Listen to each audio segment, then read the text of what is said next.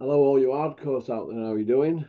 It's Russ here from Porky's Corner, the biggest gob in sport. We say the things on here that nobody dare say. Uh, we're just waiting for Terry to log on for his comeback. This should be interesting because he's not been doing note for a while. I think he's had over 2 months off. So this should be interesting today. I've got no wrote down today, so we'll just wing it. It's pretty easy with Terry because he knows what he wants to talk about, and sometimes, and if you've had a heavy one, you just have to let Terry go with it. So we'll just let you roll with it today, Terry. Once you log on, day off for Big P today. You can't beat a cup of tea with honey in bed in the morning, can you? What do you reckon, Rocky? Cup of tea?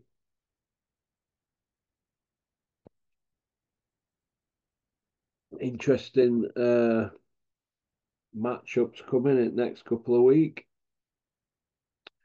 Some interesting ones. Wonder what they're going to do with Chris Eubank Jr.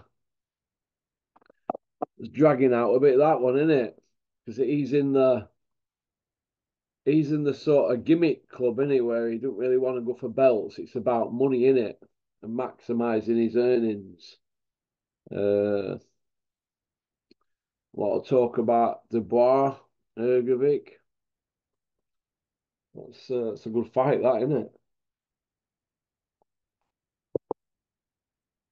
Will Dubois have grown an arsehole by the time he gets in ring with him? Well, we're going to see, aren't we?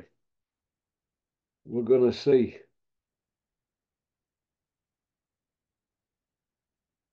We will see, but here we go. Here's Terry.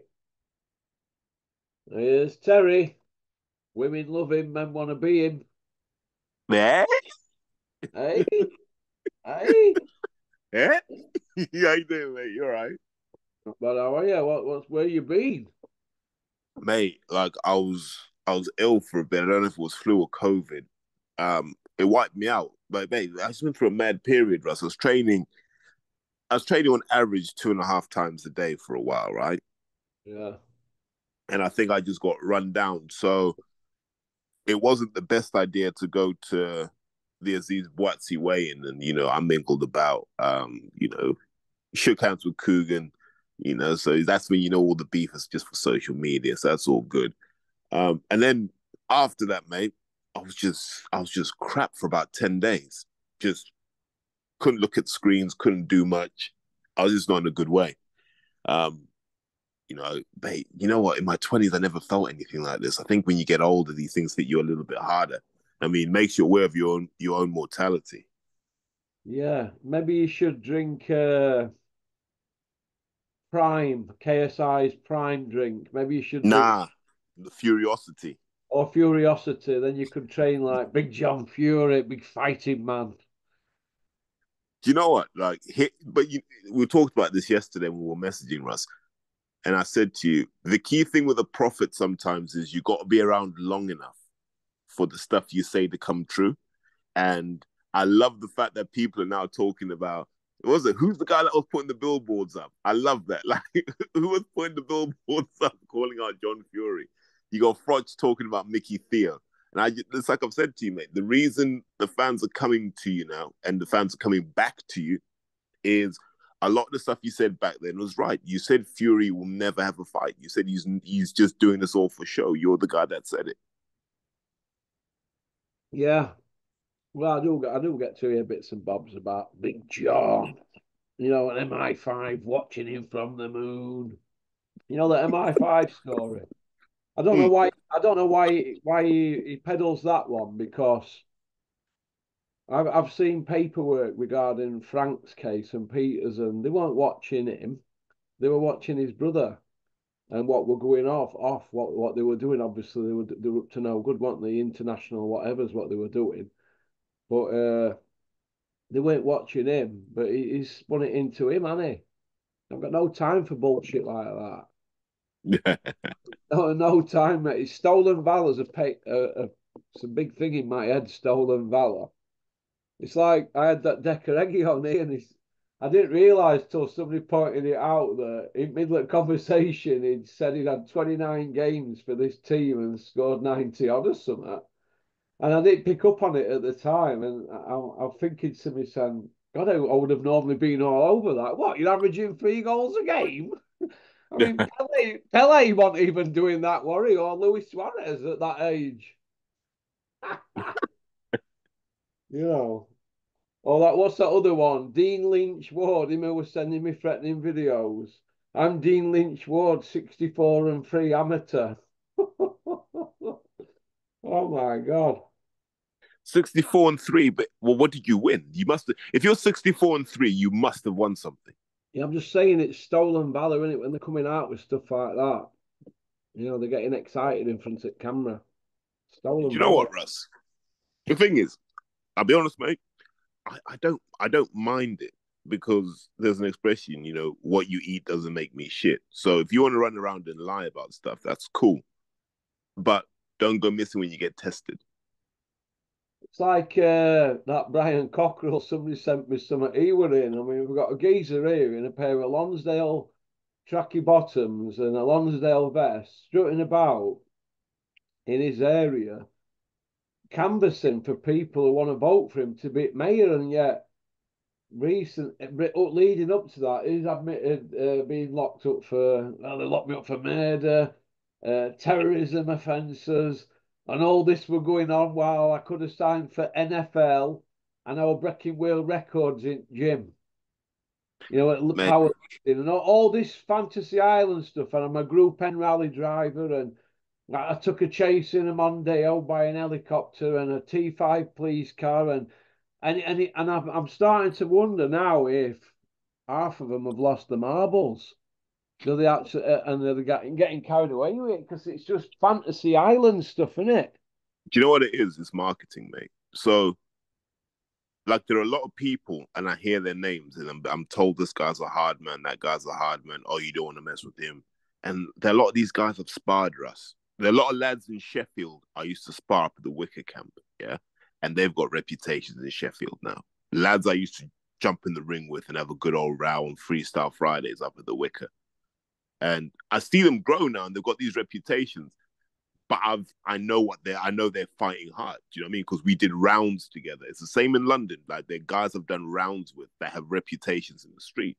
But I know who they really are. I know they love comic books. I know sometimes they cry when they row with their girlfriends. It's all marketing, Russ. And it's designed to build this kind of suit of armor around them. I always say adulthood is is just an exercise in protecting your inner child. I see it in gyms all the time. Kids come in tough, but deep down they're hurt little kids. And all they do is they put the muscle on, they get big, they get strong, they get aggressive, and it's just to protect that inner child. And once you understand what that inner child is and how they were hurt growing up, if you can help heal that, they'll love you forever. But most of it, mate, is just marketing. It's self-defense. That's why I don't mind it so much, because if I took it away from them, would I then trigger depression in them? I don't know.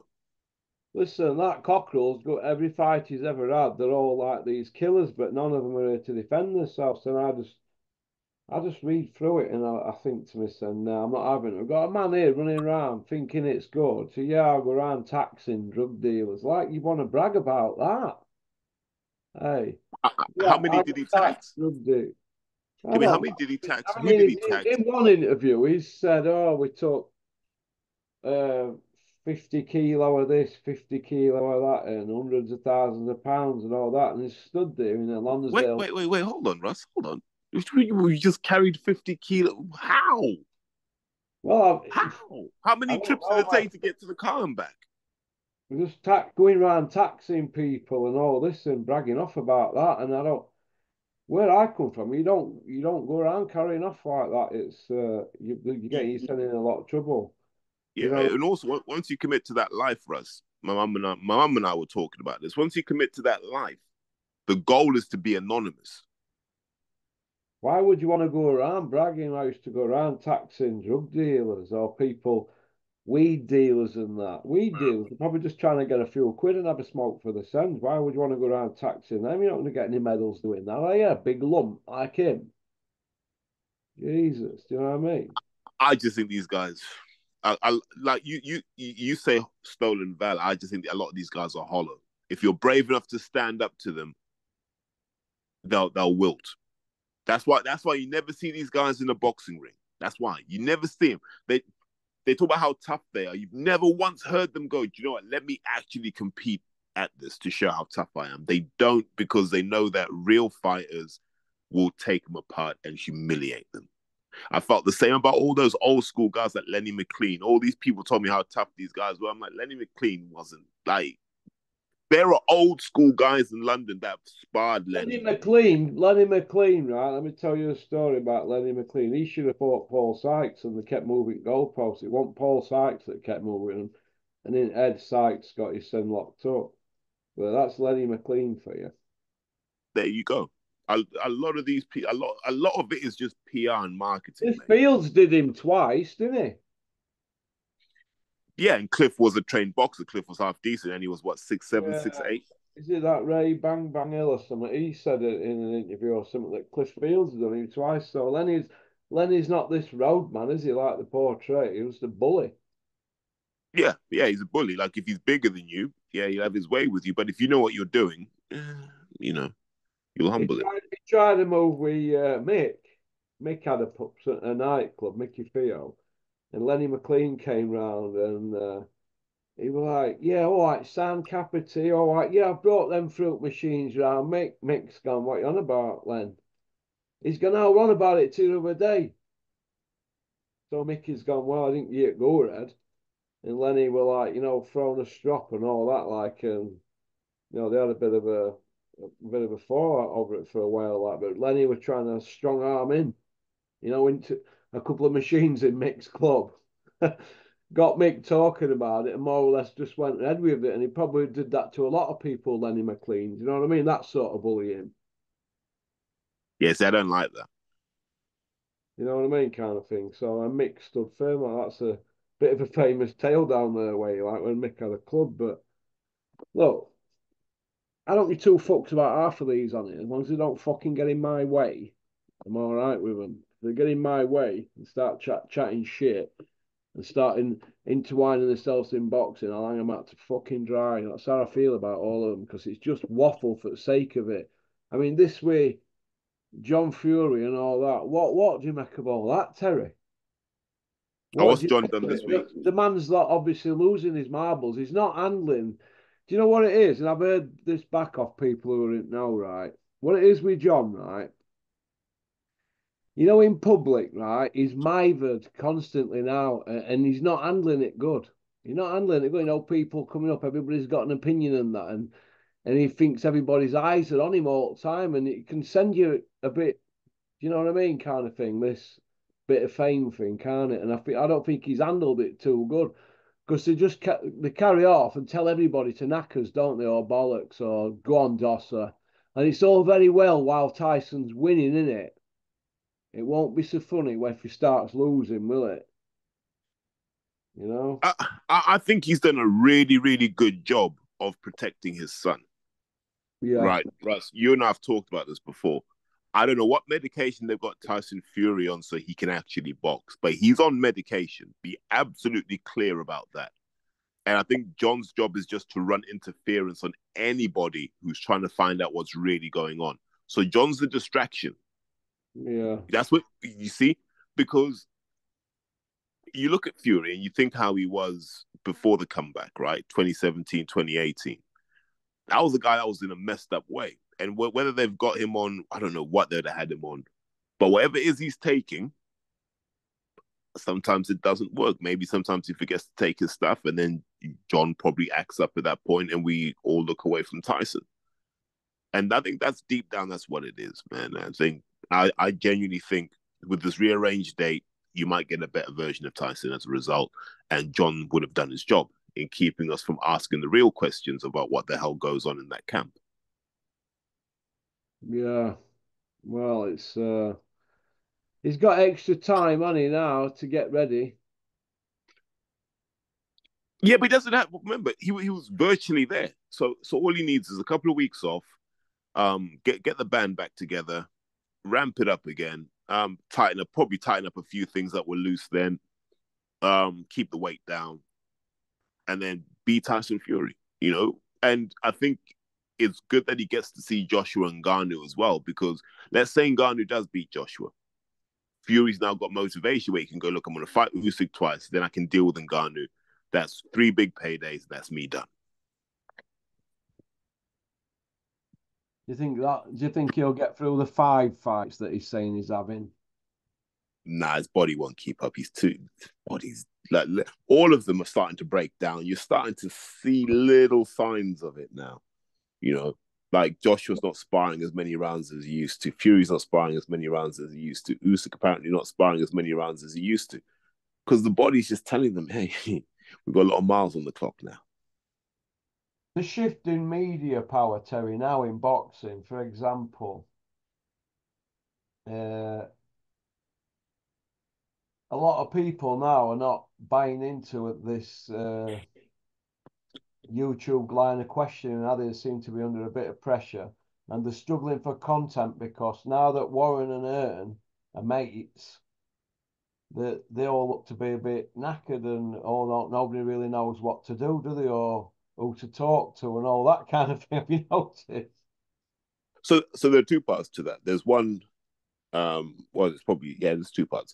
The promoters are keeping a lot of the stuff in house now. So if you look at Queensbury, Dev Sani's doing a lot more just content stuff for Queensbury, right?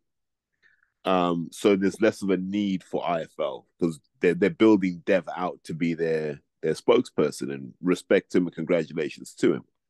Matchroom are using, what's the kid's name? I was gonna say Jamie Ward. It might be. Is it Jamie Ward? They've got their guy, their comms guy, and they're building him out, and they're doing stuff on their channel as well. So what they're now doing is going, the exclusives have to be on our own channels, and then we give everyone else the stuff afterwards. And it's almost like, well, what's the point, right? Because I look at Boxing Social, Parsons has left. Probably make more money doing absolutely anything else. He'll probably make more money in Tesco than he was at Boxing Social. So kudos to him. Umar's gone off and done his own thing because, clearly he's been at IFL long enough. So you start to look at it and it's fragmenting.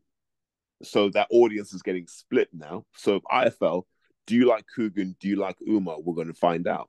Boxing Social, was it Charlie Parsons that did the numbers, or whoever comes in and replaces him that does the numbers? Boxing News is just a shit show. Sorry for swearing on your platform, but that's the only way I can describe it. It's a mess. It's literally the clowns running the circus over there. And I think broader than that, it comes down to this, Russ. The fans just want to know what's really going on. And they know they can't go to those channels to find out what's really going on. They know where to go if they want to know what's really going on. And it's about whether they want to or not. But you're seeing your numbers go up. So I think people are now like, I just want to know what's really going on. Yeah. There's too much of that.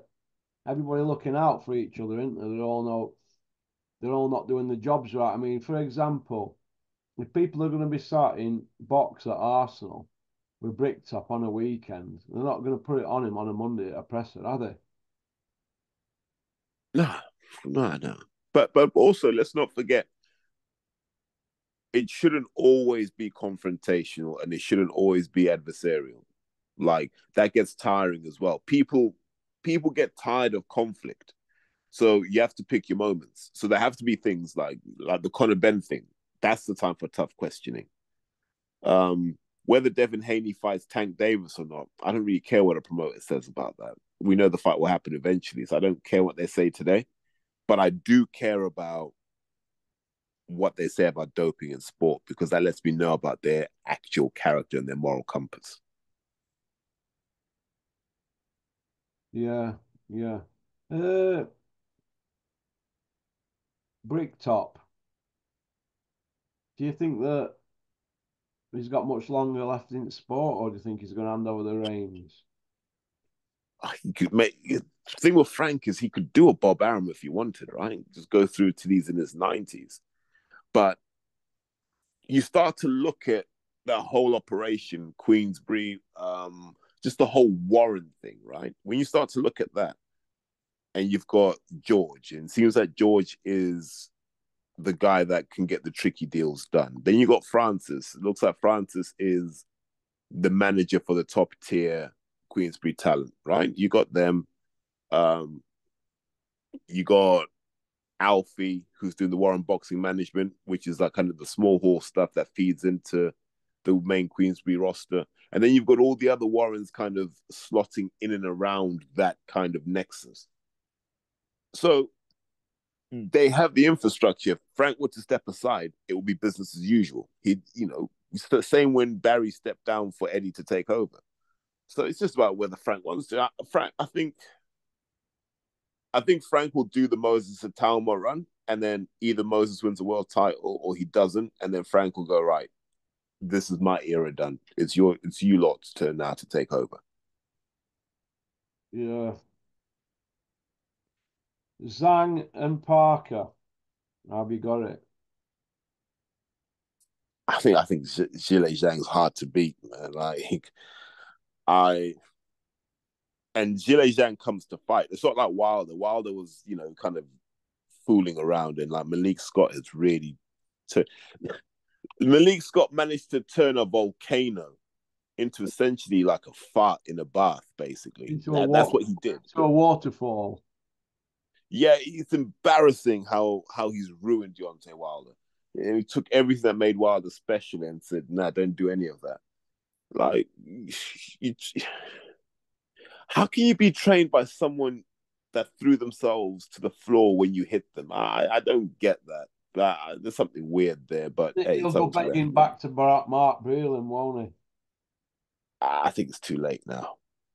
I think those two said stuff about each other where you're like, nah, as men, you can't come back from that. But Zhang will come to attack Parker. So Parker's not going to be able to do that rushing thing he did with Wilder because he's going to catch some right hooks. And I think Parker will get stopped. And what people then say is, he wasn't any good anyway. Although now they're trying to tell us, he's the greatest thing since sliced bread. I've told people Parker is the worst boxer to have won a heavyweight world title, in my opinion. The worst. Don't you think he's improved since he's gone to Andy Lee? No. Boxers don't improve. This is a myth. Boxers do not improve. What can you improve? What can you improve in your 30s, Russ?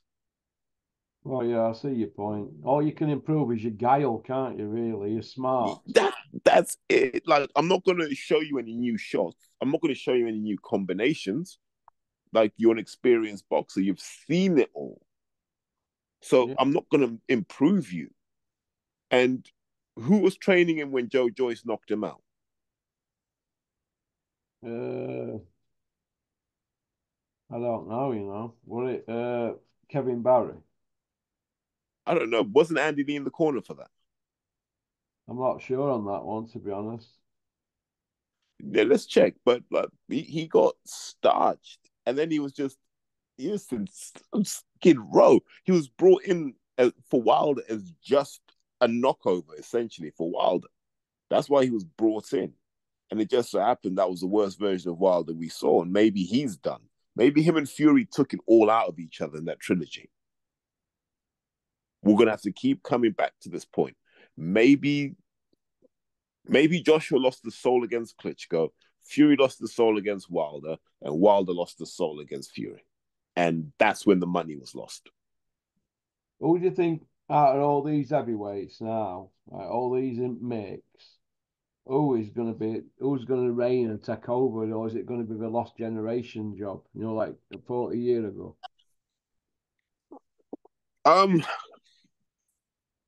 Those guys like Bone Crusher Smith and Tim Witherspoon were good boxers, man. Like Kinkland Thomas, Tony Tubbs, Mike Weaver, they all had Jerry Coots here. They all had a piece of it, didn't they, at one point? Frank Bruno. Yeah, all decent enough fighters. I just think Mike ran through so many people so easily that it devalues what they were before. Yeah. So in that kind of post Ali era where Larry Holmes reigned supreme, there were some good guys there, but they get overshadowed by how good Larry was from like 79 to 85 and Yeah. how good Mike was from 86 to 89.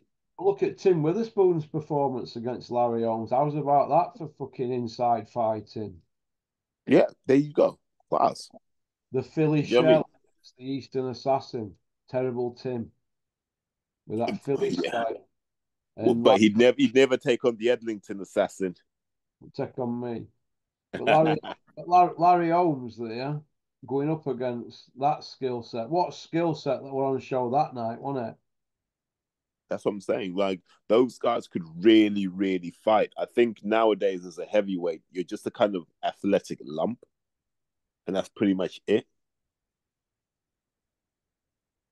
Yeah, you think they've gone too big and they can't get that move, that slickness back because they look like really agile. Don't Larry Holmes, how he bends he's got that peanut head, hasn't he? But how he bends it to the sides and all that is really flexible, movable guy, isn't he? You don't get that with Yeah. Joshua, do you? But who's going to teach him that, Russ? Mark Tibbs? No. McCracken? No. We don't have trainers in this country that can teach that style. That's why we get donkeys, right? We just get upright donkeys as our heavyweights because the people training them only know how to create upright donkeys. That's why they used to laugh at Brendan Ingle back in the day. Like, oh, all that slick stuff. What you want about all that slick stuff? Because these guys want to train donkeys. That's what they want to do. Upright donkeys who don't move their heads, who don't care about defense. Just 1-2 step forward, 1-2 step forward until someone falls. Not all styles out there at heavyweight in this country are slick, are they? None of the who's slick as a heavyweight. Well, you'd have said years before recently, Tyson Fury is slick, wouldn't you? No, no. And I tell you why I say that. He's just taller than everyone, Russ. So he's always got that advantage that you're far enough away that he sees everything coming because he's tall and he's long. If you shrunk Fury to 6'4", 6'5", he doesn't have the career he's had. And that tells you that it's not about skill. Yeah. Some of the kids we look at now, like this Jared Anderson who's coming through, he might have a chance at redefining what it is to be a heavyweight in terms of work rate and skill profile. I'd like to see that. Michael Hunter tried. Look, they froze him out. Your favorite guy, the Arslan guy that can't take a body shot, he definitely didn't try, did he? No. No, he looks the part though, doesn't he? Ah, man, you must have been so disappointed when he just started folding under pressure. He fucked me bet up. Yeah, he started getting cooked by Cavael. Like I had a he was Frank, like he was like Brian Cockrell. I had a Frankie Brian Cockrell, Bride Alive. I had a Frankie Gavin moment with that Mac, whatever he's called. Him who looks scary with the white guy, the Russian guy, is it? Macmillan or something. Forget now. Yeah, because you put me onto him actually. Aslaban Macmillan. Well, his record was impressive and he was icing everybody at set one. And I thought, yeah, I'm gonna jump on his bandwagon because he looks the part. And he was a marshmallow, wasn't You know the lesson comes: don't judge a fighter until you've seen him take a few shots. Until you've seen him take a few shots, it's all theoretical. You think that will happen to Billy Joe? Right, we'd never seen him in a firefight, and then once he got really tonked for the first time in his career, do you think something happened in his mindset, and he didn't know how to handle it, and it weren't really his fault? He'd just not been put in that situation. Well, if you go back to the Eubank fight, Eubank was putting a beating on him towards the end of that fight. We forget that. Yeah, but Billy had a good start though in that fight, didn't he? No, but remember, watch his body language at the tail end of that fight. He was ragged, and you almost like if Eubank could do this for 12 rounds, I think he'd win easily. And then remember, Billy Joe jumped in with Ryder as well, and Ryder started to have his moments towards the end. So I think it had been pointing to you can get to Billy, but no one had been able to have him under control for the first half of the fight until Canelo. And Canelo had him under control in that first half of the fight and was able to start loading up some of those shots. People, oh, Billy was winning that fight. Canelo was comfortable in that fight. And then once he let that heavy shot go, bang, Billy knew what was coming. He's like, I got to take these for the rest of the fight. And he was like, thanks, but no thanks. Yeah, yeah. Moving on then. Crusher Ben. Has he lost his power in and out, in and inside and outside the ring? Hey? Um, you and I've talked about this for so long, so I don't know what bits I said on my channel and what bits I've said on yours. But remember, we talked about it before, where I was like, you're not going to see the beard for a while, you're not going to see the Rolls Royce for a while, you're not going to see the house, and you're going to see the flash stuff for a while he tries to curry favor with the public. But everything he's tried is backfired because what the public are now saying, Russ, is we know you took the clomiphene, mate. So in our eyes, you have cheated. It doesn't matter what else you say until you can show us you didn't take it. You cheated. And you've done everything you can not to show your innocence, but to get back in the ring. And that's the hurtful bit for a boxing fan is that you haven't tried to show you're innocent. You've just tried to box again. And we know that because he went to America and he's fighting essentially their equivalent of Lithuanian binmen. And he's not knocking them out. And, you know, is he playing possum? I doubt it. I just think this is the real Conor Benn. This is the Conor Benn we remember from 2016, 2017, 2018. This is the Conor Benn we remember who struggled against the French journeyman. Matchmakers are telling me that Dobson were told a year ago he were going to be fighting Ben. How's about that one? So he would Doesn't do undefeated record. It all looks good, doesn't it? On Crusher's record, doesn't it? The win, doesn't it? But when you scratch the surface, you're right. They're just Lithuanian bin men, aren't they? and so that's the problem. So all they ever do is they fight these kind of club fighters, and then they attach his name to big names like Jerome Ennis and Terence Crawford. Conor Benn will fight none of those people because he's not that good, and they know that. And Hearn is now starting to realize the money he thought he was going to make on Ben isn't going to happen. Yeah. Because it had always been about a Ben Eubank fight. And that should have been a Wembley fight. Yeah, because Junior has lived up to his end of the bargain. Ben hasn't. And so now they look at it and they go, okay, if we're not going to have Conor Benn in a Wembley type fight, who are we going to have him fighting? That's going to be entertaining enough without Conor getting absolutely spanked and schooled because you want to keep some money in it. But there's no way you can take him now. Or Danny Garcia. You're going to fight someone who's, what is Danny Garcia now? 34, 35? We don't care. We know how old Conor is. We know who his generation is. Why doesn't he just jump in with Jerome Ennis now? There's no excuses. Did you see the post put out on IFL about that? Ben and Danny Garcia. No, I didn't. What did it say? Just saying it's calling out Danny Garcia. Basically, it really. Former champion, isn't Yeah. But they chose Garcia because Garcia's a low output fighter as well. They're not stupid. They know how to stalk their victims. They're not going to choose anyone that's got a high output because they know what will happen. Look, make O'Hara Davis a good offer to come up to 147, and I guarantee he will put the spanking on Conor Benn too. Yeah. That'd be a good fight, that, wouldn't it? Yeah, Conor can get revenge for for the jaw surgery O'Hara gave him. Yeah. That'd be a good fight, that. Do you feel it's been handled wrong from day one, Terry?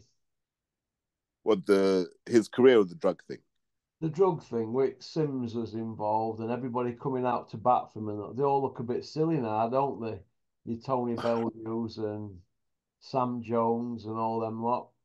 So we should always deal in the facts. And here are the facts. No one catches more boxers cheating than VADA.